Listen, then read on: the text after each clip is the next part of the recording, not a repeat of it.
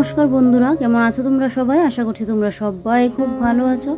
যে যেখানে আছো ঈশ্বরকে পাই সুস্থ আছো। ত্রিপুরা ছোট্ট একটি গ্রাম থেকে আমি বান্টি তোমাদের সাথে একটি ব্লগ শেয়ার করছি। আই হোপ আজকের ব্লগটাও তোমাদের খুব খুব ভালো লাগবে। তো কাল সন্ধ্যাবেলায় গিয়েছিলাম আবার একটু আমাদের ঠাকুরের আশ্রমে, মানে আমার জায়ের মেয়ের একটা অধিবেশন দেওয়ার কথা ছিল, মানে আমার শাশুড়ি মা মানত করেছিল। তো সেই অধিবেশনে গিয়েছিলাম কালকে সন্ধ্যাবেলায়। তো সেই কাপড়টা তো পরে গিয়েছিলাম, তাই জন্য কাপড়টা একটু রোদে দিয়ে দিলাম। তারপর আর কি সকাল সকাল পেয়ে গেলাম হাতে কাঁঠাল। আমাদের পাশের বাড়ির মাসিমণি কাঁঠাল দিয়েছিল। তো এই কাঁঠালগুলো না যা লাগে না খেতে, কি বলি তোমাদেরকে, একদম এতটা মিষ্টি, খুব ভালো লাগে। সব গাছের কাঁঠাল দেখবে সমান না, কিন্তু এই মাসিমণিদের গাছের কাঁঠাল খুবই টেস্ট হয়।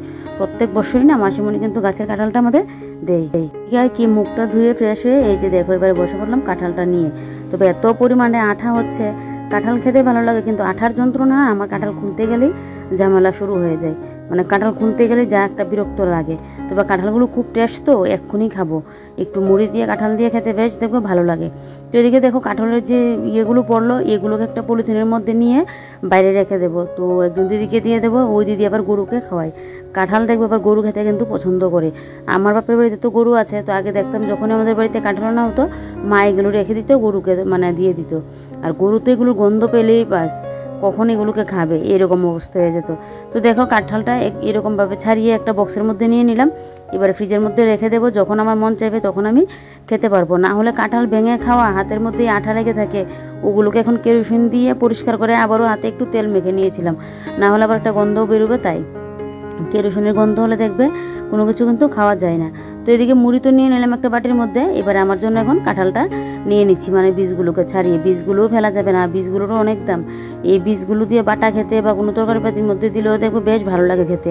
তরকারিটা একটু আঠালো আঠালো হবে, বেশ ভালো লাগে। আর তোমাদের দাদাভাইকে কিন্তু আমি চা করে দিয়েছি, ও খাচ্ছে চা, আর আমার জন্য দিকে কাঁঠাল। তো যাক শেষমেশ কাঁঠাল মুড়ি খেয়ে এবারে এখন ভাতের হাঁড়ি তো বসাতে লাগবে। তবে কথা হলো গিয়ে যা পরিমাণে রোদ উঠে কাঁঠাল মুড়ি তো খেয়ে নিয়েছি লুবে লুবে, সহ্য করতে পারবো কিনা জানি না, কারণ গরমের মধ্যে কাঁঠাল মুড়ি খেলে আরও দেখবে গরমটা লাগে কাঁঠালটা খেলে। আর এত পরিমাণে এখন রোদটা দেয়। আমি যখন কিছুদিন আগে ওই ঘুরে এসে কাপড় চোপড় ধুয়েছিলাম তখন যে কী পরিমাণে বৃষ্টি দিয়েছিল, এই কাপড় একবার বাইরে নেওয়া আবার ঘরে আনা এই চলছিল। আর এখন দিচ্ছে আবার রোদ। আর দেখো ঘরে আবার পিঁপড়েও কতগুলো উঠেছে। এরকম পিঁপড়ে উঠলে না যা বিরক্ত লাগে। তবে পিঁপড়ে নাকি বাড়িতে আসা খুব শুভ, জানি না শুভ কোনটা, এখনও তো কোনো কিছু শুভ হয়নি, তো জানি না। তারপরেও পিঁপড়েটাকে আমি কেরোসিন দিয়ে দিলাম, পুরো একদম ভরে গেছে দু সাইড দিয়ে। তো এদিকে দেখো পিঁপড়েটাকে করে জায়গাটাকে মুছে তারপরে এই যে দেখো চালটা ধুয়ে ভাতের হাঁড়ির মধ্যে এখন চালটা দিয়ে দিচ্ছি। সকাল সকালে আমার ভাতের হাঁড়িটা বসাতে লাগে। তবে আজকে একটু লেট হয়েছে, ওই যে কাঁঠাল ভাঙতে বসলাম। তো সেই কাঁঠালের তরে আমার চলে গেল প্রায় 20 থেকে 25 মিনিট। তো তাই জন্য ভাতটা একটু লেট করে মানে হয়ে গেল বসানোটা। তো যাক, কোনো কিছু হবে না, একটা কোনো কিছু করে দেবো, ও খেয়ে যেতে পারলেই হবে। আর আমি তো কাঁঠাল মুড়ি খেয়েছি, আমার একটু লেট করে খেলেও আজকে মানে কোনো কিছু হবে না। না হলে তো আমার আবার সকালবেলায় ভাত খেয়ে অভ্যাস। তো সকালবেলা যদি একটু টাইমের মধ্যে ভাতটা না খাই আমার জন্য প্রচণ্ড পরিমাণে খিদে পেয়ে যায়। অনেক সময় তো কাজের মধ্যে থাকলে আর ভাত খাওয়ার কথা ভুলেই যায়। তারপর দেখো ফ্রিজের মধ্যে কতগুলো কারকল ছিল। তো তোমার দাদাভাইও এনেছিল ওই ঘুরে আসার পর। তারপর বাবু সেদিন সবজি পাঠিয়েছিল, তখনও কতগুলো কারকল। তো বাবু যেগুলো পাঠিয়েছিল এগুলো পাকেনি। দেখো এগুলো তোমার দাদাভাই জানলো সে কবেকার, আমার বোনটা যখন এসেছিলো তখন। তো সেই কারকলগুলো দেখো পেকে কী অবস্থা। তো সবগুলো কারকল তার পুরোপুরি পাকেনি, কিছু আদা কাঁচাও আছে। তো আমি ভাবলাম এগুলো ফেলে দেবো, তার চেয়ে ভালো একটু ঝিরি করে ভাজি করে নিই, খাওয়া হয়ে যাবে। তো তার জন্য দেখো আমি কিন্তু এই কারকলটাকে এখন ঝিরি করে কিন্তু কেটে নিচ্ছি। দেখবে কোনো জিনিস ফেলতে গেলে না খুব কষ্ট লাগে, কিন্তু কেন বলো তো, এগুলো তো কিনে আনতে হয়। আর রোজগার করাটা একটা পুরুষ মানুষই জানে কতটা কষ্ট, কতটা খাটুনি করে একটা পয়সা করতে হয়। সেটা বুঝি, আমিও বুঝি যে কতটা কষ্ট করে করতে হয়, রোজগারটা করতে হয়। তো একটু বুঝে শুনে হিসাব করেই চলতে চাই সব সময়। তো এই যে জিনিসগুলো ফেলে দেবো আর এগুলো খাওয়া হয়নি জানো তো, বিশেষ করে আমারও দোষ আছে বলতে পারো। আর একটা কথা হলো গিয়ে মাঝখানে তো আবার গ্যাস ছিল না, ওই ইন্ডাকশানের মধ্যে রান্না করতে গেলে যে কি ঝামেলা, হতেই চায় না, কি অবস্থা। শেষমেশ কালকে গ্যাসটা আসাতে আমার খুব ভালো হয়েছে। এখন কি আমি রান্নাবান্নাগুলো ভালোভাবে করতে পারবো, মন যখন যেটা চাই তখনই করতে পারবো। বাপরে বাপ! আর বিশেষ করে আরও বাসনকুসন ছিল না তো ইন্ডাকশানে রান্না করার জন্য, তার জন্য আরও ঝামেলাটা হয়েছে। তো কারকলগুলো কিন্তু খালি ভাজি করবো না, এটার সাথে যদি আবার 2টা আলু না দিই না ভালো লাগবে না। তো একটু কালো জিরে ফোড়ন দিয়ে তারপর কিন্তু কারকলটা ভাজি করব। এমনিতেও আমরা কিন্তু কারকল ভাজি খাই এরকম ঝিরি করে, আবার গুলগুল করেও খাই। তবে এগুলো যেহেতু বেশি পেকে যাচ্ছে, তো তার জন্য সবগুলোই কেটে নিচ্ছি। সবগুলো তো দেওয়া যাবে না, 2-3টা একটু বেশি পেকে গেছে, আর বাদ বাকিগুলো দেওয়া যাবে। তারপর দেখি আবার আরেকটা ভাবছি নিরামিষ তরকারি করবো, সব কিছু সবজি টবজি দিয়ে একটা নিরামিষ তরকারি বানাবো। সে কবেকার ইয়েগুলো লাউ ডাঁটাগুলো দিয়েছিল। তোমার দাদা ভাই তো আগে লাউ ডাঁটা এতটা পছন্দ করতো, লাউ ডাঁটার ঝোল হলে আর কোনো কথা নেই। তবে এখন দেখছি এবার লাউ ডাঁটার তরকারিটা একটু কমই পছন্দ করছে। অতিরিক্ত কোনো জিনিস পছন্দ হলে খেয়ে নিলে না, তারপর দেখবে এই জিনিসটার প্রতি যেন রুচিটাই চলে যায়। তো যাক, এই কাটাকুটিগুলো যদি কালকে করে রাখতে পারতাম ভালো ছিল, তবে কালকে তো আর করতে পারিনি। তাই জন্য এই এখন কতটা সময় লাগছে রান্না করতে, দেখবে অতটা সময় লাগে না, কিন্তু ওই যে কাটাকুটি করে মিলিয়ে পদগুলো নেওয়া, ওইটাই হলো গিয়ে বড় ঝামেলা। তো এদিকে দেখো গাছ থেকে আবার তোমার দাদা ভাই একটা জারি কচুটাও এনে দিল। তো এইগুলোও কেটে নিয়ে তারপরে এক পাশে আমি এই কারকলটা ভাজি বসিয়ে দিলাম, আরেক পাশে নিরামিষ সবজিটাও বসিয়ে দিলাম। এবারে লেগে পড়লাম আমার ঘরের কাজকর্মে, কারণ কিভাবে যে বেলাটা গড়িয়ে যায় না, একা হাতে কাজগুলো করি তো কাজগুলো শেষ করে যেন কুলোতে পারি না। তো তাই জন্য আমি রান্না বসি, কিছু কিছু কাজ না করে রাখি। তার উপর এত পরিমাণে রোদ উঠে, সেই 10টা সাড়ে 10টা থেকে শুরু হয়ে যায় এত পরিমাণে রোদ। আর 12টা 1টার দিকে তো আর বলেই লাভ নেই। আমি যখন স্নানটা করে সে পুজোটা দিই, তোমাদেরকে বলে বোঝাতে পারবো না, আমার অবস্থা এতটা খারাপ হয়ে যায়। ঘেমে টেমে যা অবস্থা, বাথরুমের মধ্যেই পুরো ঘেমে যায় কাপড়টা চেঞ্জ করতে করতে। তারপর যেদিন ঠাকুরের বাসনগুলো ধোয়া থাকে সেদিন তো ভালোই, আর যেদিন না ধোয়া থাকে সেদিন তো আবার ধুয়ে আনতে লাগে, কী যে অবস্থা হয়।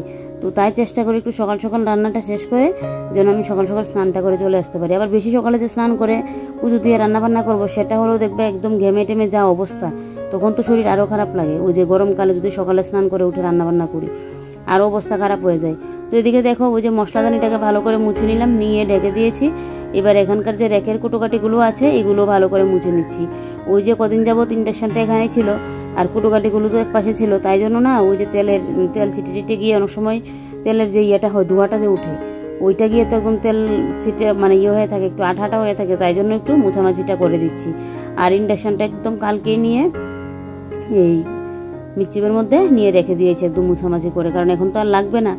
এবার ইন্ডাকশানের মধ্যে রান্না করা পুরো আমার মনে থাকবে, বাপটি বাপ 2-3 দিন লেগে গেছে। আর আমার ঘরে না সবসময় গ্যাস একটা থাকতে কিন্তু আরেকটা নিয়ে আসা হয়। একটা যখন 1 মাস হয়ে যাবে বা 15 দিন হয়ে যাবে, তখনই কিন্তু সাথে সাথে আরেকটা আনা হয়ে যায়। এবার তো ওই যে বিয়ে বাড়িতে চলে গিয়েছিলাম, আর এসেও না তখন খেয়াল করে নিয়ে রান্না করছি তো করছি, তাই জন্য এরকমটা হয়েছে। তো যাক, এদিকে দেখো র্যাকটা তো মুছে নিয়েছি। এবারে কুটোকাটোগুলোকে সাজিয়ে গুছিয়ে এভাবে রেখে দিচ্ছি। এই যে দেখো এইভাবে গুছিয়ে গুছিয়ে রাখছি। তারপর এই যে নিচের তাকগুলো একটু মুছে পরিষ্কার করে দিচ্ছি, যেহেতু সাদা টাইলস একদম পুরো হয়ে থাকে, ধুলোবালি পড়লেই চোখে বাসে, তো তার জন্য এগুলো একটু মুছে দিচ্ছি। আর দেখো স্ট্রেট চুল পড়লে নাকি ছাড়া অবস্থায় রাখতে লাগে, ক্লিপ দিয়ে উপর ওঠে নাকি বাঁধতে নেই, কিন্তু আমি কি করব, মহিলাদের বিশেষ করে এটা হয়ই না। মেয়ে অবস্থায় থাকাতে, বিয়ের আগের কথা বলছি, তাহলে হয়, কিন্তু বিয়ের পর সংসারে যদি কাজ কর্ম সব কিছু নিজেকে সামলাতে হয়, তখন দেখবে যখন কাজের চাপটা বেশি থাকে, তখন চুল ছাড়া অবস্থায় রাখলে গরমটাও যেন বেশি লাগে, ঘেমে টেমে যাওয়া অবস্থা, তখন চুলটা একটু উপর করে রাখলে মনে যেন শরীরটা যেন একটু শান্তি পাওয়া যায়। আমারও অবস্থা দেখো, চুল একদম উপরে করে উঠে বেঁধেই রাখলাম, জানি না চুলটা কতদিন থাকবে। ওই যে ঠিকঠাক করতে পারছি না। শীতকাল হলে কোনো কিছু হতো না, কিন্তু গরমকাল তো, তাই জন্য আমার কষ্টটা হচ্ছে। তো যাক, এদিকে বাইয়ের বিয়ে বলে চুলটা তো স্ট্রেট করার ছিল, যাক স্ট্রেট করে নিয়েছি, আর তো করবো না। কতগুলো বেশ টাকাও নিয়েছিল জানো তো। তবে আমার চুলটা স্ট্রেট থাকলে খুব ভালো লাগে, একদম জট্ট বাঁধে না। তারপর চুলগুলো শ্যাম্পু করলে তাড়াতাড়ি শুকিয়ে যায়, যেভাবে ইচ্ছে সেভাবে রাখতে পারি। কিন্তু এই যে এই কার্লি চুল হলে তো যা অবস্থা হয়ে থাকতো, পুরো পাখির বাসা। তো এদিকে দেখো এবারে ওই সাইডগুলো তো মুছে পরিষ্কার করে নিয়েছি। এবার এখানে যে জলের বালতিগুলো, এই বালতিগুলো একটু মুছে পরিষ্কার করে নিচ্ছি। তারপর ফিল্টারটা আর এই র্যাকটা একটু মুছে পরিষ্কার করে নেব। এই যে দেখো এই সাইড ফেটগুলোকে মুছে, এই সাইডটা মুছে পরিষ্কার করে নিচ্ছি। তারপরে যে এখানকার র্যাকটা, এই যে দেখো র্যাকটাও মুছে পরিষ্কার করে নিচ্ছি। র্যাকটা তো সেদিনই মুছে পরিষ্কার করেছিলাম, যেদিন রান্নাঘরটা ডিপ ক্লিন করেছিলাম, বেশি দিন হয়নি, ঘুরে এসে তো এই যে 3-4 দিন হবে। তো তাই জন্য আর কুটোকাটিগুলো মুছছি না, সাইড ফাইডগুলো একটুখানি মুছামাছি করে দিচ্ছি। তবে এই জায়গাটার মধ্যে বালতিগুলো, তারপর র্যাকগুলো, এই জায়গাটা যেন একদম পুরো একটা কি বলবো, একসাথে একটা অবস্থায় আছে। তো এই জায়গাটা একদম পুরো যেন একটুখানিও ফাঁক নেই যে একটা থাকবে, একদম পুরো হিবিজিবি একটা হয়ে গেছে। তারপর এই যে দেখো এই জায়গাটা একদম আবার পুরো খালি খালি আছে, বেশ ভালোও লাগে। তো এখানে কাজের টেবিলটা মুছে নিলাম, নিয়ে এই যে দেখো এবার আমাদের ওয়াশিং মেশিনের উপরে কাপড়টা মুছে নিলাম, নিয়ে এবারে নিচটা একটুখানি মুছে দিচ্ছি। ধুলোবালি তো আর ওয়াশিং মেশিনের মধ্যে পড়তে পারছে না, কিন্তু ওই যে কাপড়টার মধ্যে তো পড়ছে, তাই মুছে নিলাম। তারপর আর কি এবারে ফ্রিজটাও মুছে নিচ্ছি। তবে ফ্রিজটা ওই জায়গাটার মধ্যে নেওয়াতে এই সাইডটা কিন্তু আমার অনেকটা খালি হয়েছে, না হলে তো আমার এই সাইডটাকে কিন্তু ভরা ছিল। আর টেবিলটা ওই সাইডটা দিয়ে থাকাতে একদম একটা ভিতরে ভিতরে লাগতো। এটা খেতে বসলো একটু সুবিধা হতো। তো যাক, কদিন বাদে বাদে ঘরের লুকটা এরকম একটু একটু চেঞ্জ করলে কিন্তু ভালোই লাগে, দেখবে ঘরটা একটু দেখতে অন্যরকম লাগে। এখন বাজে 10টা 29। তো এদিকে আমার রান্নাবান্না চলছে, রান্নাবান্না এখনও হয়নি। সকালবেলায় শুধু করেছিলাম, ভাজি করেছিলাম। তো তোমার দাদাভাইকে ভাজি দিয়ে দিলাম, ও খাওয়া দাওয়া করে দোকানে গেল। আর এখানে 5 মিশালে একটা সবজি বসিয়েছি। তো এটা হোক আস্তে ধীরে। বাসন কুসন তো কিছুটা ধুইলাম, আরও রয়েছে কয়েকটা। আর আমার খাওয়া দাওয়া একবারে রান্নাবান্না শেষ করে নিই, তারপর খাওয়া দাওয়াটা করবো। আজকে এত পরিমাণে রোদ দিয়েছে, বাপরে বাপ, বলে আর লাভ নেই, এত পরিমাণে রোদ। এদিকে আজকে ঠাকুরের বাসনগুলোও মাজা হয়নি। কালকেও যে পুজো দিয়ে তাড়াহুড়ো করে গিয়েছিলাম আবার আমাদের ঠাকুরের আশ্রমে, তো তাই জন্য আর বাসনটা মাজতে পারিনি। কিন্তু এই গরমে না, স্নান করে এসে কাপড়টা চেঞ্জ করতে করতে একদম পুরো ঘেমে যায়। তারপর তো বাসন কুসন নিয়ে আবার ধুয়ে এনে পুজো দেওয়া যায়, কী কষ্ট। বাসনটা মাজা থাকলে খুব ভালো হয়। তো ওইদিকে ওই ঘর দোর গুছাতে লাগবে, এটা পরে করবো। আগে রান্নাঘরের কাজটা করে নিই, তারপর গিয়ে করবো। দেখো চুল স্ট্রেট করে বলে নাকি মানে ছাড়া অবস্থায় রাখলে ভালো হয়, ক্লিপ না লাগালে ভালো। কিন্তু আমি কি করবো, গরমের যন্ত্রণায় থাকতে পারছি না, তাই জন্য চুলটা বেঁধেই রাখলাম। আর গরমটা কীরকম লাগছে, মুখ টুক পুরো জ্বালা করছে, এই অবস্থা। এখন ঘরটা ঝাড় দেবো, ঝাড় দিয়ে ঘরটা মুছবো, বেশ তরকারিটাও হয়ে যাবে, আর বেশিক্ষণ লাগবে না। আর একটুখানি আগেই বসিয়েছি, সকালবেলা এই কাটাকুটি করে রান্নাবান্না মানে সব কিছু জোগাড়জান্তি করে মিলিয়ে রান্নাটা বসানো অনেকটা ইয়ের ব্যাপার। তো আগের দিন তরকারিটা কেটে রাখলে ভালো হয়েছে, তাড়াতাড়ি রান্নাটা শেষ হয়। অসহ্য গরম, এত পরিমাণে রোদ দিয়েছে। আজকে ফেসবুকে এখন পর্যন্ত একটা ভিডিও আপলোড করতে পারলাম না। যাক, এদিকে রান্নাটা হোক, ততক্ষণ আমি ঘরটা মুছে নিই। কালকের আবার একটুখানি তরকারিও রয়েছে বাসকরলের, তো এটা দিয়ে দুপুর পর্যন্ত আমাদের হয়ে যাবে। নিরামিষ তরকারি করছি, ভাজি, আর এদিকে বাসকরলের তরকারি। এটা আমার জন্য বাসকরলের তরকারি, তোমাদের দাদাভাই খাবে না, শুটকি মাছ দিয়ে করেছিলাম কালকে। তো চলো হ্যাঁ, এবারে এটা করি, ঘরটা মুছে নিই। আরও কয়েকটা সবজি থাকলে বেশ ভালো ছিল। এটার মধ্যে তো কারকল, পটল, লাউ ডাঁটা, তারপর একটা জারে কচু, এগুলোই দিয়েছিলাম। সব কিছু মানে না যদি ঠিক মতো পড়ে তাহলে দেখবে তরকারিটা বেশ ভালো লাগে না খেতে। তো তার জন্য আবার কয়েকটা বাদামও একটু থেতু করে দিয়ে দিচ্ছি তো সবজিটার মধ্যে, যেন সবজিটা একটু ভালো লাগে খেতে। বাদাম আর ঘিটা দেবই, কারণ এই যে তরকারিটা মনে হচ্ছে না বেশি একটা টেস্ট হবে। আবার সাথে 2টা বাসকরলে দিয়েছিলাম। তরকারি না রান্না করার সময় দেখেই বোঝা যায় তরকারি ভালো হবে নাকি খারাপ হবে, দেখেই কিন্তু বোঝা যায়। তো যাক, তরকারিটা নামিয়ে নিলাম একটুখানি ঘি দিয়ে। তারপরে এই যে দেখো এবারে উঠছি, ওই যে জানলার উপরটা ভালো করে একটু মুছে দিতে লাগবে। তো তার জন্য দেখো উপরে উঠে পড়লাম, কারণ হাত দিয়ে তো আর পুরোটা নাগাল পাই না, তাই জন্য এই উপরে উঠে এই যে জানলাটা পুরো মুছামাছি করে নিচ্ছি। আরও যাক কয়টা দিন, 1 মাসের মতো যাক, তারপর একদম জানলাটাকে আবারও একদিন ধরতে হবে, ডিপ ক্লিন করবো। এখন বেশি একটা নোংরা হয়নি, তো তাই জন্য আর করলাম না। তারপরে এই যে দেখো জানলাটাকে মুছে এবারে গ্যাসটার সমস্ত কিছু মুছে পরিষ্কার করে নিচ্ছি। রান্নাবান্নার পর আমার গ্যাস মুছে পুরো পরিষ্কার করতে লাগবে। ওই যে সকালে রান্না করলাম, আবার তো রাতে রান্না করতে লাগবে, গ্যাস এভাবেই থাকবে। রাত্রেবেলা গিয়ে পরিষ্কার করব, ওই নোংরামিটা যেন আমার একদম ভালো লাগে না। আমার যখনই রান্না করব তখনই আমার রান্নাঘর পরিষ্কার করতে হবে। তবে যাক, রান্না বান্না সমস্ত কিছু কমপ্লিট। এবারে মুড়িগুলো নিয়ে বসলাম। ওই যে সেদিন মুড়ি এনেছিল, বেশ খাওয়া হয়েছিল কদিন, তাই মুড়িটা শেষ হয়ে গেল। তো মুড়ি রাখার না আমার কৌটো নেই, তোমার দাদাভাই কিন্তু কৌটো এনেছিল।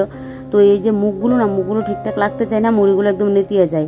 আর আমার ঘরে এমনিতে কমই মুড়িটা খাওয়া হয়। এই যে এবার মানে শুধু মুড়িটা খাওয়া হয়েছে কয়েকদিন যাবত। তো তার জন্য এবারে দেখো আবারও তোমার দাদাভাই মুড়ি নিয়ে আসলো, মুড়ি কিছু মানে নেই। তো তার জন্য তোমার দাদাভাইকে বললাম নিয়ে আসার জন্য, কারণ মানে ঘরে কাঁঠালও আনা হয়েছে। তো তার জন্য কাঁঠাল থাকলে তো একটু মুড়ি থাকতে লাগবে, কাঁঠাল তার খালি খাওয়া যাবে না। তো এই যে দেখো মুড়িটাকে চেলে এবারে এই ছোটো ছোটো 2টা কৌটো আছে, এগুলোর মধ্যে নিয়ে নিচ্ছি। তোমার দাদাভাইকে বললাম একটা কৌটো এনে দেওয়ার জন্য, এনেও কী করবো বলো তো, ওই যে এনেছিল এইগুলোর মধ্যে এখন আমি একটার মধ্যে তেজপাতা রাখছি, আরেকটার মধ্যে বড়ই রাখছি। ওই যে মুখগুলো না টাইটভাবে লাগে না, তো একদম মানে পেঁয়াজগুলো একদম মানে ঢিল হয়, তাই জন্য মানে মুড়িগুলো একদম নেতিয়ে যায়। মুড়ির ঢামের দেখবে মুখটা একদম টাইটভাবে লাগাতে হয়। কিন্তু আমার বাপের বাড়িতে আগে বিয়ের আগে কথা বলছি, সব সময় মুড়ি আমাদের ঘরে থাকবেই। আমার বাবু তো প্রত্যেক দিন মুড়ি খাবে, মাও খেত, কিন্তু বাবু সবসময় প্রত্যেক দিন বাবু রাত্রিবেলায় মুড়ি খাবেই খাবে। সকালবেলায় না, কিন্তু রাত্রিবেলায় খাবে। যখন বাজার থেকে আসবে এসে দেখবে মুড়ি নিয়ে চানাচুর নিয়ে বসবে, না হয় অনেক সময় খালি মুড়িও খাবে। মুড়ি খাওয়া তো যাদের গ্যাসের সমস্যা তাদের জন্য খুবই ভালো। আমি তো বেশি খেতামই না, তবে এই কদিন যাবো তো আবার খাচ্ছি মুড়িটা। তো 2টা এর মধ্যে হয়ে গেল। তারপরে এই যে এগুলোকে এখন মুছামাছি করে নিচ্ছি। এবারে মুড়ি খেতে গেলে আর ওই যে ছালতে লাগবে না, একবারে চেলে কোটোর মধ্যে নিয়ে নিলাম, তো বেশ হয়ে গেল। আর ওই যে মুড়ির যে মোয়াগুলো হয় ওগুলোও দেখবে বেশ ভালো লাগে খেতে, কিন্তু এখন আমি এগুলো একদমই পছন্দ করি না। ওই কয়েকদিন আগে বানিয়েছিলাম, কয়েকদিন আগে না, হয়ে যাবে মানে প্রায় 6-7 মাসের মতো বাড়িতে পাঠিয়েছিলাম। ঘরে কয়েকটা রেখেছিলাম, তোমার দাদাভাই কদিন খেলো, শেষ। তারপর কোটোর মধ্যে পড়ে রইলো, মনে হয় 4-5টার মতো নষ্টও হলো। ওই যে অনেকদিন যাবৎ খাওয়া হয়নি, তাই জন্য শেষে ফেলতেই হয়েছে। আর আমার না ঘরে খাবার থাকলে ওই যে এটা খাবো ওটা খাবো, খাওয়ার প্রতি যেন নেশাটা আমার নেই। ওই যে ওই জিনিসটা খাবো এটা খাবো, অনেক সময় একদম পুরো পচে নষ্ট হয়ে যায়। তোমাদের দাদাভাই আমাকে বকাঝকা করবে, এটা খেয়েছি কিনা এটা খেয়েছি কিনা এরকমটা বলবে। অনেক সময় ফোন করে আমাকে বলবে এটা খাওয়ার জন্য এটা খাওয়ার জন্য। অনেক সময় ধরো একটা ফল নিয়ে আসলো, দেখবে ফ্রিজেই পড়ে থাকবে, আমার খাওয়ার কথা আমার মনেই থাকে না, বা ইচ্ছেও একটা হয় না খাওয়ার জন্য। তো ও আবার আমাকে বকাঝকা দেবে, তখন গিয়ে ইয়েটা করি। আবার ও যেদিন বাড়িতে থাকবে সেদিন দেখবে কোনো কিছু একটা খাবার টাবার ইয়ে থাকলে আবার আমিও নিয়ে আবার ওকেও বলি খাওয়ার জন্য, তখন যেন একটা ভালো লাগে। আর একা একা যেন ভালোও লাগে না খেতে।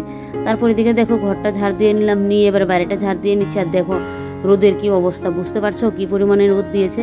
আর এদিকে আমার জায়ের মেয়ে আবার খেলাধুলা করছে, তো আমি আবার ওদের সাথে কথা বলছিলাম কি করছে কি এরকমটা বলছিলাম। তো এদিকে দেখো এই জায়গাটা ঝাড় দিয়ে নিচ্ছি, আর পরে যখন বেডরুমটা ঝাড় দেবো তখন গিয়ে বাইরেটা পুরো ঝাড় দিয়ে নেবো। এই রোদের মধ্যে যেন থাকতে পারছি না, জানো তো এখনই অসহ্য লাগছে। আর আমার রান্নাঘরটার মধ্যে সন্ধ্যার পর থেকে একদম ঠান্ডা, একদম ভালো লাগে। কিন্তু এই যেই 10টার পর হয়ে যাবে সেই রান্নাঘর আর টিকার মতো না, এত অবস্থা খারাপ হয়ে যায়। তারপর দেখো এবারে রান্নাঘরটা মুছে নিচ্ছি। আর তোমার দাদাভাই কিন্তু খাওয়া দাওয়া করে দোকানে ও চলে গেল। ও যখন আমি রান্নাঘরটা ঝাড় দিচ্ছিলাম তার আগে কিন্তু তোমাদের দাদাভাইকে খেতে দিয়েছিলাম। তো ও খাওয়া দাওয়া করে চলেও গেল, আমি খাইনি, আমি খাবো। তো তার আগে ভাবলাম যে না ইয়েটা করে নি, কাজগুলো শেষ করে নি, তারপর না হয় আমি খাওয়া দাওয়াটা করব। আমার না কাজ ফেলে রেখে যে ওই খাওয়া দাওয়া করা বলো বা গল্প করা বলো ওইটা ভালো লাগে না। কোনো সময় বেশি খিদে পেয়ে গেলে তো তখন খেয়ে নিই, তো না হলে আমি কাজটা শেষ করে গিয়ে খাওয়া দাওয়াটা করি। কারণ আমার না খাওয়া দাওয়া করতে বসলে ওই যে তাড়াহুড়ো করে ঝটপট করে খাওয়া দাওয়া ওইটা তো আমি একদমই পারি না। আমার খেতে গেলে আস্তে ধীরে আমি মোবাইল দেখে একটা সিরিয়াল দেখবো, দেখে আমি আস্তে ধীরে আমার মতো করে খাবো। আচ্ছা তোমাদের সাথে কি এরকমটা হয় কিনা বলবে তো। আমি যখন মোবাইল বা টিভি দেখে খাবো তখন দেখবো আমি খাবারটা যেন একটু বেশি খেতে পারি। আর যখন মোবাইল টিভি কোনো কিছুই দেখবো না, আমি একা একা খাবো, তখন যেন যতই সাথে তরকারি দাও না কেন তখন যেন আমার খাবার একদম চলেই না, ফেলে দিতে লাগে। আমার তো এরকমটা হয়, তোমাদের কি এরকমটা হয় কমেন্টে বলবে কিন্তু। তারপর এদিকে দেখো ফ্যানাল করে শেষ হয়ে গেল, স্রাব দিয়ে কিন্তু আমি এখন ঘরটা মুছে নিচ্ছি। এই যে দেখো পুরো মুছে ওই যে বালতির মধ্যে জলটা আছে বাইরে এখন জলটা ঢেলে দেবো। তারপর গিয়ে আমি এখন খাওয়া দাওয়াটা করে নেব। খাওয়া দাওয়াটা করে তারপর আর কি বাইরে থেকে কাপড় চোপড়গুলো এনে এই যে দেখো এবারে কাপড় চোপড়গুলো গুছিয়ে গাছিয়ে রাখছি। মানে অসহ্য লাগছে, ঘরের মধ্যে থাকতে পারছি না জানো তো। একটুখানি কাজ করলেই যেন হাঁপিয়ে যাচ্ছি, একটুখানি কাজ করলি। আর এই চুলগুলোকে যে ছাড়া অবস্থায় রাখতে হচ্ছে, কতক্ষণ তো রান্নাঘরে কাজ করেছিলাম উপরে উঠে মানে বেঁধে রাখলাম, তারপর আবার মনে হচ্ছে চুলগুলো যদি নষ্ট হয়ে যায়, মানে কাজটা শেষ হওয়ার পর, কাজের সময় তো তখন এইগুলো আর মনে ছিল না, তাই জন্য আবার চুলটাকে করে নিচ্ছি, এই নিচে নামিয়ে করে নিলাম। তারপর এদিকে দেখো আমার শাশুড়ি মা আসলো। তো যেহেতু ক্যামেরা স্ট্যান্ডটা এখানে করা, তো মাকে আবার বললাম এটা পরে যাবে এরকম বলছিলাম। তো মা এদিকে বসলো সোফার মধ্যে, মার সাথে কথা বলছি। আর ওই যে এখন এদিকে কাপড় চোপড়গুলো গুছিয়ে গাছিয়ে রাখছি। কাপড় চোপড় ঘরের মধ্যে যদি এরকমভাবে মানে না গুছিয়ে রাখি না, গুছালো হয়ে থাকে, তখন দেখবে আরও যেন গরমকাল তো আরও যেন গরমটা বেশি লাগে, আর ঘরটা দেখতেও একদম আগুছালো হয়ে থাকে। তো তাই জন্য কাপড় চোপড় তুলবো পরে, কিন্তু আমার গুছিয়ে গাছিয়ে রাখতে লাগবে। এই কাপড়টা আমার কত আগের জানো তো, ওই যখন বিয়ের পর কাপড় পরতাম তখন বাইরেটা অনেক সময় বেরোলে গরমকাল, তোমাদের দাদাভাই তখন 2টা এনে দিয়েছিল হালকা পাতলার, মানে এগুলো তো একদম পাতলা, যেভাবে রাখো সেভাবেই থাকে, ধুতে গেলেও তাড়াতাড়ি শুকিয়ে যায়, আর মানে পরতে গেলেও একটা আরাম হয়, শরীরের মানে সাথে একদম পুরো মিশে যায়। তোমাদের দাদাভাই তখন 2টা এনে দিয়েছিল, খুব ভালো। তারপর এদিকে দেখো এবারে এই আমার শাশুড়ি মার মানে সাথে কথাও বলছি, ওই যে গল্পও করছি, আর এদিকে আমার সংসারের কাজগুলোও করে নিচ্ছি।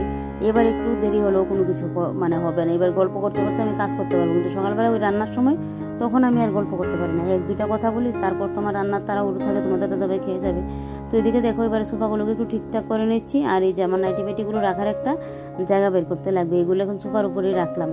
আর এদিকে আবার এই যে শাড়িটার ব্লাউজটা এখানে রাখলাম, পরে এগুলোকে তুলে রাখবো। আর তো আমার বোন, সেদিন তো আমার বোনরা এসেছিলো, ওদের আবার একটা গামছা ফেলে গেল, তো ওইটাকে আবার ধুয়ে ওই যে দেখো গুছিয়ে রাখলাম, তো এটাকে আবার জায়গা মতো তুলে রাখবো। তারপর এদিকে এই যে গডরেজটাকে একটু নিচটা মুছে দিলাম, দিয়ে ঘরটাকে ভালো করে ঝাড় দিয়ে এবারে দেখো বাইরেটা ঝাড় দিয়ে নিচ্ছি। এই জায়গাটাকে একবার ভাবি ঝাড় দেবো না, বিকেলের দিকে ঝাড় দেবো, কিন্তু ওই যে ভালোও লাগে সবসময় ঝাড় দিয়ে পরিষ্কার রাখতে রাখতে একটা অভ্যাস হয়ে গেছে, তো তাই জন্য যেন একদিন না ঝাড় দিল না মানে ভালো লাগে না, প্রত্যেক দিন আমার ঝাড় দিতে লাগবে।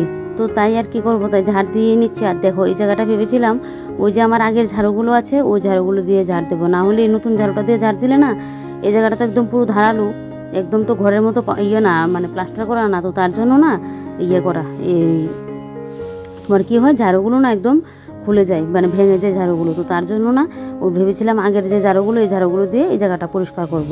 কিন্তু আর কি করব, যখন ঝাড়ু দিতে আসি তখন গিয়ে মনে হয় আবার ঘর থেকে গিয়ে নিয়ে আসবো। তো এখন থেকে ভেবেছি কি একটা ঝাড়ু এনে বাইরে রেখেই দেবো, ওই আবার বৃষ্টি আসলে ঘরে নিয়ে যেতে লাগবে, এই হলো গিয়ে আবার আরেক সমস্যা। এখানে এনে রেখে দিলে না তাহলে দেখবে আমারই কিন্তু সুবিধা হবে ঝাড় দিতে গেলে। তো যাক, এই জায়গাটা ঝাড় দিয়ে এবারে তো আর কোনো ইয়ে নেই, সোজা চলে যাবো স্নান করতে, এসে পুজোটাও দেবো। আর আজকের ব্লগটা এখানে শেষ করবো। তোমরা সবাই ভালো থেকো, সুস্থ থেকো আর সাবধানে থেকো। কালকে আবারও একটা নতুন ভিডিওতে দেখা হচ্ছে। Bye bye.